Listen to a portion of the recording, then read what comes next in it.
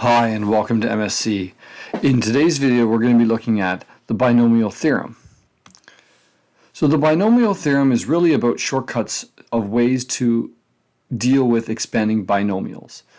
And in a simple form we have just two terms, a and b, that's the binomial part, and we're expanding it because it's been raised to the exponent of n. So to fully understand what the binomial theorem is doing for us, we really need to understand what expansions of this look like. Well, let's count up with n starting at 0. So when n is 0, this is pretty easy because anything raised to the exponent of 0 is just 1. So it really doesn't matter what we put in for a and b here. As long as they're not infinitely large, we're going to get this value of 1. And so if n is 1, well, again, it's just going to generate a and b because anything raised to the exponent of 1 is just itself.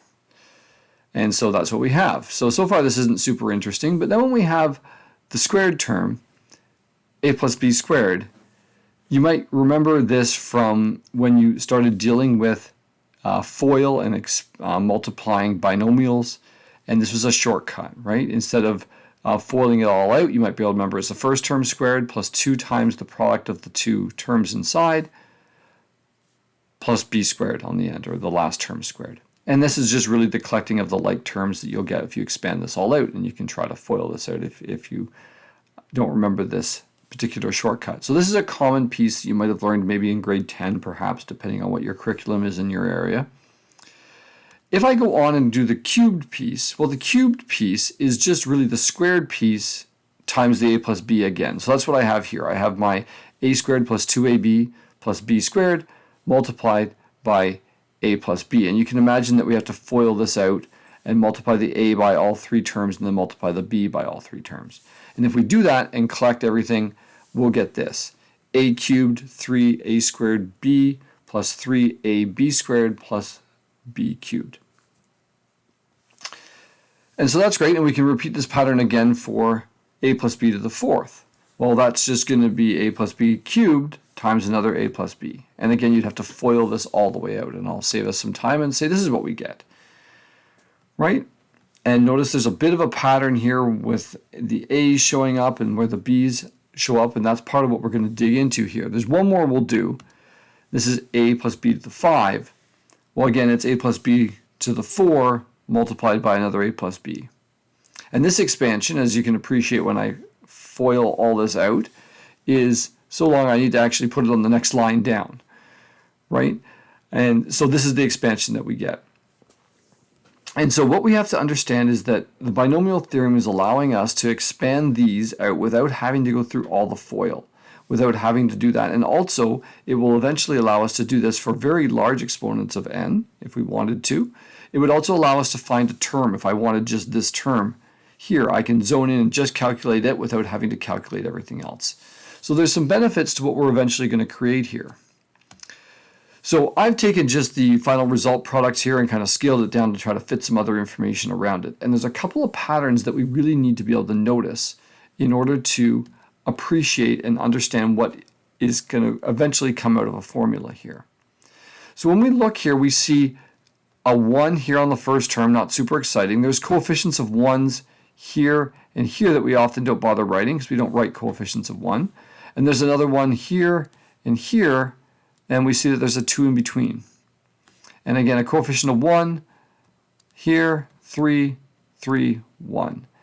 And if you look closely at this, and if you've had some experience with some other pieces that are often incorporated in this unit, there's something called Pascal's triangle, and this should look very similar to Pascal's triangle, right, where we have this 1, 1, 1 pattern showing up here.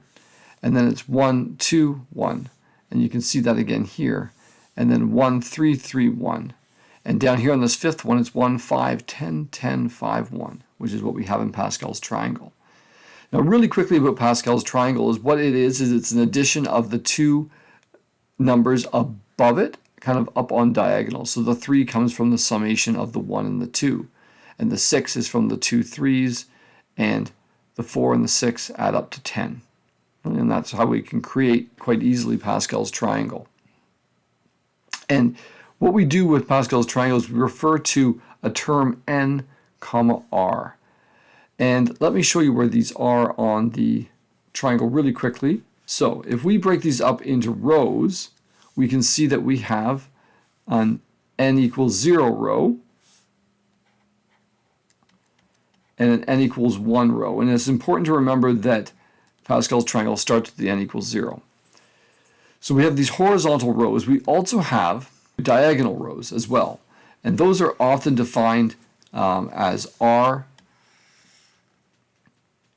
And so what we'd say here is we have, this is my R equals 0 diagonal row, this is my R equals 1, and so on and so forth. So if we're looking for term NR, we can identify a term on in Pascal's triangle using that notation.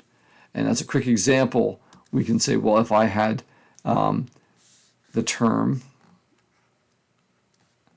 5, 3,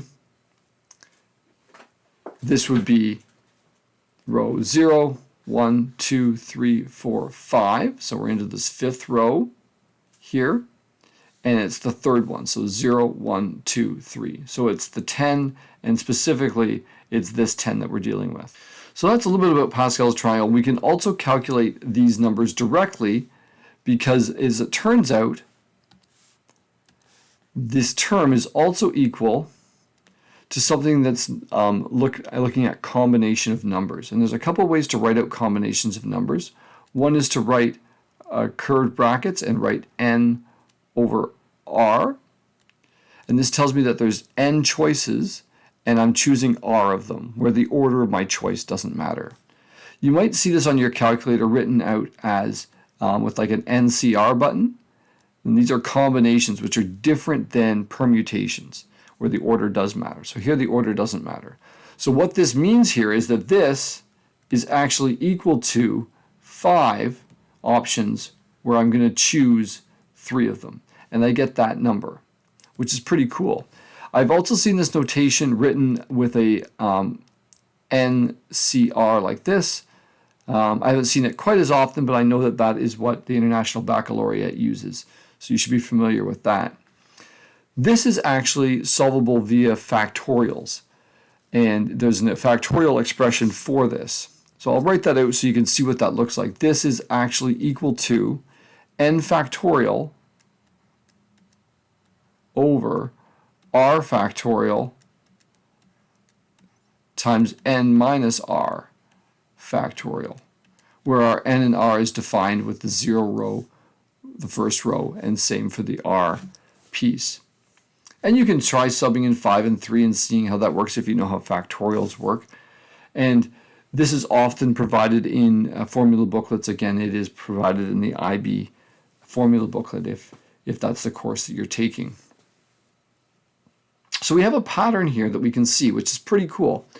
And if I wanted to extend this one level, I could extend this one more row. I could say, well, based on Pascal's triangle, it's going to be 1, 6, 15, 20, 15, 6, and 1. And we know, therefore, that that will be the coefficients along the next line here. So if I had a plus b to the power of 6, well, then I'd know that my coefficients would be 1 and 6 and 15 and 20 and another 15 and 6 and 1.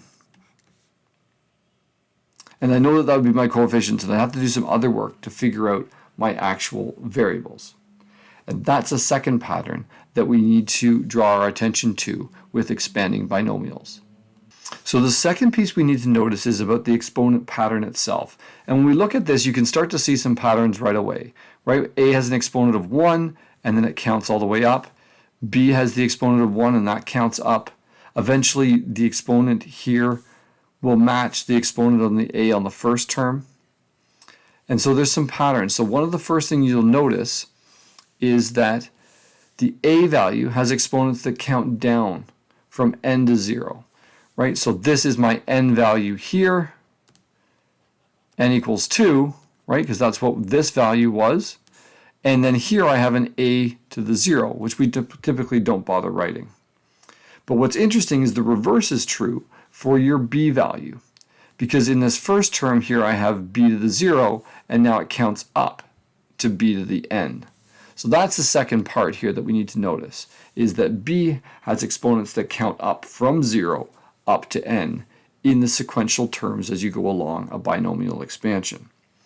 You can also always check, because the sum of the exponents on your two terms always have to add to the n value, right? So 0 plus 4 is 4, 3 plus 1 is 4, 2 plus 2 is 4, 1 plus 3 is 4, and again 0, which is on the a, plus 4 is also 4. So that can be also something that's super helpful to recognize. Really what we're able to do at this stage is we're able to actually do bigger expansions now without having to go through all the FOIL of it. So don't forget, from Pascal's triangle, I know the order of the coefficients as we go across. I know that the first one has a coefficient of 1, which I'm typically not going to bother writing. And I know my a value is going to have an exponent of 6. My b value will have an exponent of 0, which is just 1, so I'm just going to leave that alone. Here now I know my next number is my 1 plus 5, right, from Pascal's triangle, which was the 6. I know my a is going to count down, so my a exponent will be 5, and my b will have an exponent of 1, which we usually just write just as b. The next term is going to be 15 from Pascal's triangle. My a will have an exponent of 4, and b an exponent of 2. The next one will be 20. Again from Pascal's triangle, and we're counting down with the exponents. A is 3, b is an exponent of 3, and again, these some of the exponents always should equal the n value of 6 in this example. And we'll keep going. We'll say it's 15, and it's going to be a squared, b to the 4, because b is counting up and a is counting down. Then we'll have a 6, and it will be a, b to the 5, and the last term is going to be 1 as a coefficient, which we don't bother writing, a to the 0, which is just has a value of 1, so it's just b to the 6. So there we expanded it without having to go through the FOIL at all. And so this leads us to the actual binomial theorem.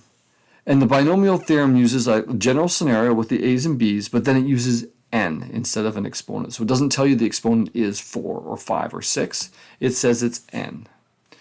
And so what we have is we have an expansion that looks like this, where we have a bit of things to unpack here. We know that this is the NCR piece. So this is the n choose r.